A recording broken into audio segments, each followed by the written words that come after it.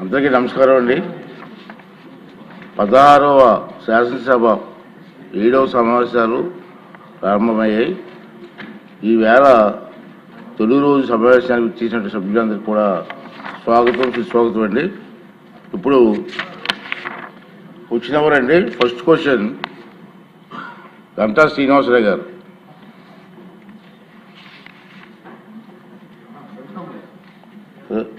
రవిజమ్మ గారు చెప్పండి. ఒకటో ప్రశ్నకి అవునండి. రెండో ప్రశ్నకు 9,75,00,000 అంచనా వ్యయంతో విశాఖపట్నం సింహాచలంలోని మహాత్మా జ్యోతిబా ఫూలే ఆంధ్రప్రదేశ్ వెనుకబడిన తరగతుల సంక్షేమ పాఠశాల జూనియర్ కళాశాల బాలులకు అధిక మౌలిక సదుపాయాల కల్పన పూర్తి చేయడానికి సంబంధించిన ప్రతిపాదనలు పరిశీలనలో ఉన్నాయి అధ్యక్ష.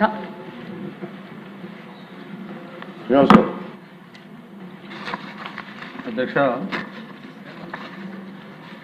ఏదైతే ఈ సింహాచలంలో ఉన్న ఈ స్కూల్ సంబంధించి గతంలో కూడా మీరు కూడా దాంట్లో క్వశ్చన్ అయినప్పుడు మీరు ఇంటర్వ్యూ అయి చెప్పారు.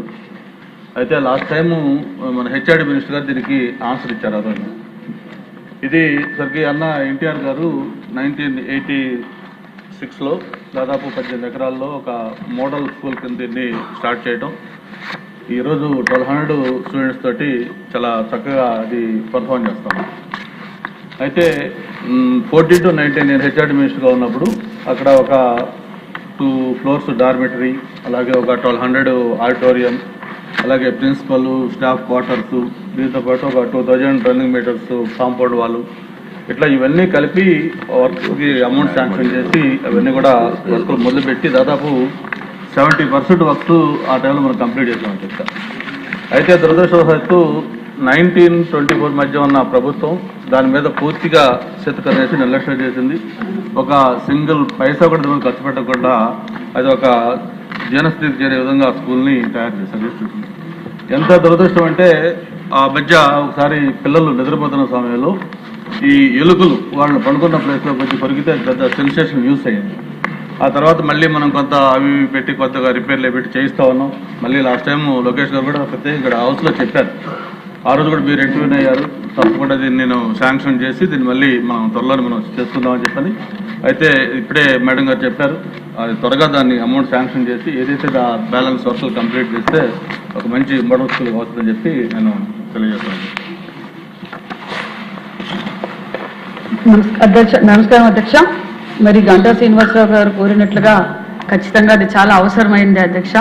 మరి ఏదైతే 70-80% బిల్లింగ్లు అయినాయో అవన్నీ పనులు దగ్గరలో పూర్తి అయినాయి అధ్యక్ష. ఇప్పుడు ఖచ్చితంగా ఈసారి 80 కోట్ల రూపాయలు రెనోవేషన్స్ కోసమే ముఖ్యమైన బడ్జెట్లో కేటాయించారు అధ్యక్ష.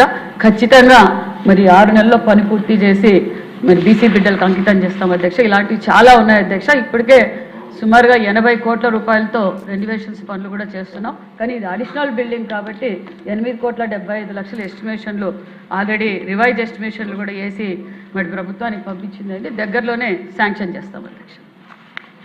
మంత్రి గారు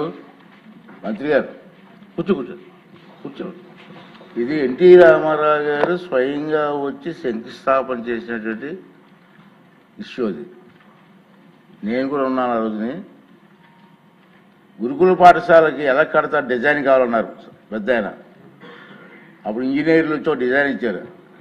ఈ డిజైన్ నాకు నచ్చలేదన్నారు. అతనే స్వయంగా పెన్ను తీసుకొని ఎలా కట్టాలి డిజైన్ కూడా వేసింది ఎన్టీ రామారావు గారు. దానికి అందులో సింహాచలం దేవస్థానం పక్కనే ఉంది. దానికి మీరు తప్పనిసరిగా ఎన్ని ఇబ్బందులు ఉన్నా లాస్ట్ టైం ఇదే హౌస్లో లోకేష్ గారు కూడా మాట ఇచ్చారు. మీరిద్దరూ కలిసి దాన్ని పూర్తి చేయాల్సిన బాధ్యత తీసుకోండి. ఖచ్చితంగా అధ్యక్ష. నెక్స్ట్ క్వశ్చన్ ఇరిగేషన్ మినిస్టర్ గారు. ధన్యవాదాలు అధ్యక్ష. మొదటి ప్రశ్నకు సమాధానం అవునండి. రెండవ ప్రశ్నకు సమాధానం అవునండి. ఇన్లెట్ రెగ్యులేటర్ల నిర్మాణ పనులు సక్రమంగా కొనసాగకపోవడం వల్ల మరియు పనుల అమల్లో జాప్యం కారణంగా ఆ పనులను ప్రీక్లోజ్ చేయడం జరిగింది. మూడవ ప్రశ్నకు సమాధానం గోదావరి డెల్టా వ్యవస్థలోని అన్ని కాలువలు మరియు డ్రైన్లను ఆధునీకరించేందుకు డిపిఆర్ తయారులో ఉంది. 8 డ్రైన్ మరియు 21 ఇన్లెట్ రెగ్యులేటర్ల ఆధునీకరణ ఈ డిపిఆర్ పరిధిలోకి వస్తుంది. ధర్మరాజు గారు, ఎమ్మెల్యే గారు. ధన్యవాదాలు అధ్యక్ష. ఉంగుటూరు నియోజకవర్గం పూర్తిగా వ్యవసాయ ఆధారిత నియోజకవర్గం అధ్యక్ష. ఈ పరిధిలో 59 పంట కాలువలు, 38 డ్రైన్లు, 99 చెరువులు ఉన్నాయి అధ్యక్ష. ఉంగుటూరు నియోజకవర్గంలో గణపురం మండలంలో 13 కిలోమీటర్ల మేర విస్తరించి ఉన్న యనమదూరు డ్రైన్పై కోమరం నుండి ఎస్పందేపాడు గ్రామాల వరకు 21 ఇన్లెట్లు ఉన్నాయి అధ్యక్ష. వీటిని గతంలో 2007లో గత ప్రభుత్వంలో జీవో నెంబర్ 258 ఇచ్చారు అధ్యక్ష. ఆ పనుల్ని అక్కడి నుంచి కూడా మొదలు పెట్టకుండా 2 దశాబ్దాలు పూర్తయినప్పటికీ కూడా వాటిలో ఎటువంటి పురోగతి లేదు అధ్యక్ష. వాటిని త్వరగా నిర్మిస్తే అక్కడ ఉన్న రైతులకు కూడా ఎంతో సంతోషిస్తారు అధ్యక్ష. వాటిని పునర్నిర్మించాలని మంత్రి గారిని మీ ద్వారా కోరుతున్నా అధ్యక్ష. రైతులకి ఈ యనమదూరు డ్రైన్పై 2 లిఫ్ట్ ఇరిగేషన్ ఉన్నాయి అధ్యక్ష. ఒకటి కొందేపాడు దగ్గర, ఇంకొకటి కేశవరం దగ్గర ఉన్నాయి అధ్యక్ష. ఆ 2 కూడా పూర్తి స్థాయిలో పనిచేయట్లేదు అధ్యక్ష. వాటిని మరామతులు చేస్తే అన్నిటికి కూడా సకాలంలో సుమారుగా 1400 ఎకరాల వరకు సాగునీరు ఉంటుంది అధ్యక్ష. అలాగే కొత్తగా ఎస్కందేపాడులో కొత్త రెగ్యులేటరీ అంటే మనకి పంపింగ్ హౌస్ ఒకటి ఏర్పాటు చేస్తే సుమారుగా 700 ఎకరాలకి సాగునీరు సకాలంలో అందుతుంది అధ్యక్ష. అలాగే మాకు ఉంగుటూరు నియోజకవర్గంలో ప్రధానంగా ఇంకో 2 డ్రైన్లు ఉన్నాయి అధ్యక్ష. పందుకోడు, తోకలపల్లి డ్రైన్ ఉంది అధ్యక్ష. దీని ద్వారా వరదలు వచ్చినప్పుడు అనేక పంట పొలాలు ముంపుకు గురవుతున్నాయి అధ్యక్ష. దీన్ని అడ్డ పందుకోడు అనే నాన్ నోటిఫైడ్ డ్రైన్ ఉంది అధ్యక్ష. దాని ద్వారా ఉప్పుటేరుకు అనుసంధానం చేస్తే ఈ వరదలని రాకుండా నిర్మూలించవచ్చు అధ్యక్ష. అలాగే మనకి ఏదైతే ఉందో మనకి ప్రధానంగా 4 పంట కాలువలు ఉన్నాయి అధ్యక్ష. ఒకటి ఏలూరు కాలువ, పిప్పర్ కాలువ, మనకి అలాగే కాపురం కాలువ.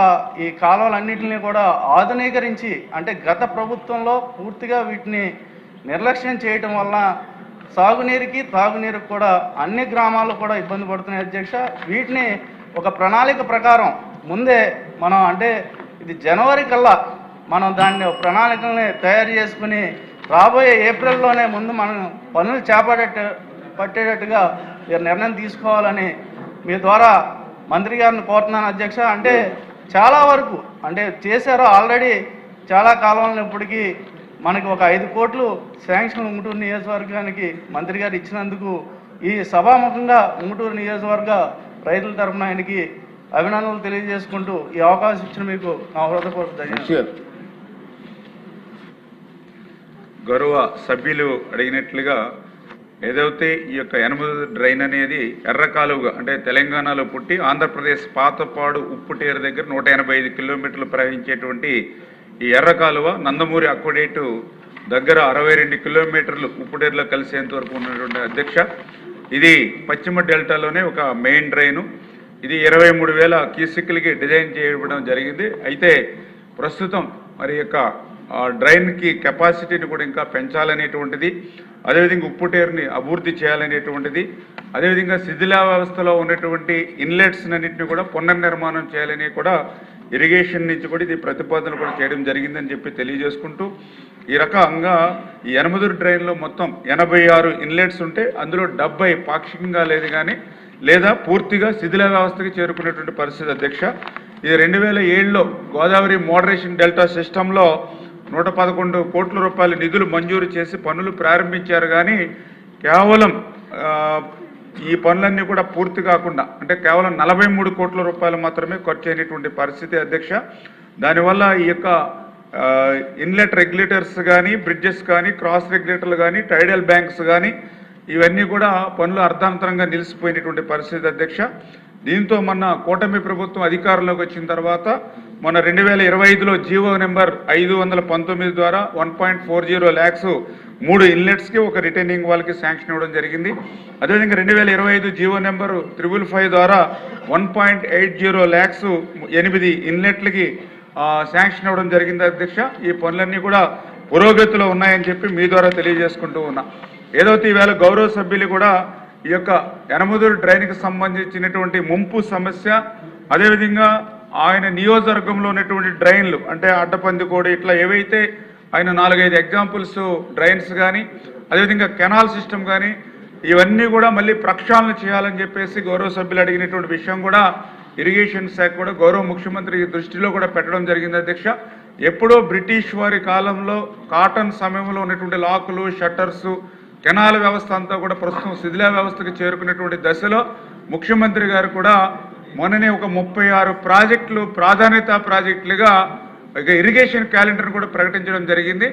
ఆ ప్రాధాన్యత 36 ప్రాజెక్టుల ఇరిగేషన్ క్యాలెండర్లో మన డెల్టా మోడరేషన్ కూడా ఒకటిగా చేపట్టడం జరుగుతుంది అధ్యక్ష.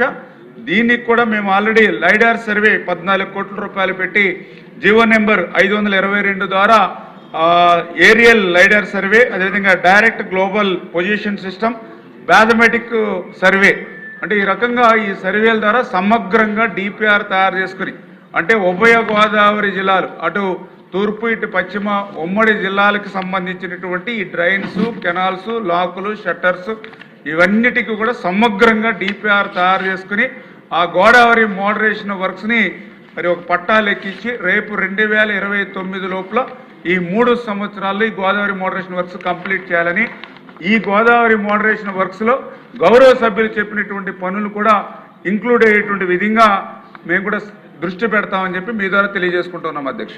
ఓకే అండి. థర్డ్ క్వశ్చన్ అండి పురపాలక శాఖ మంత్రి గారు.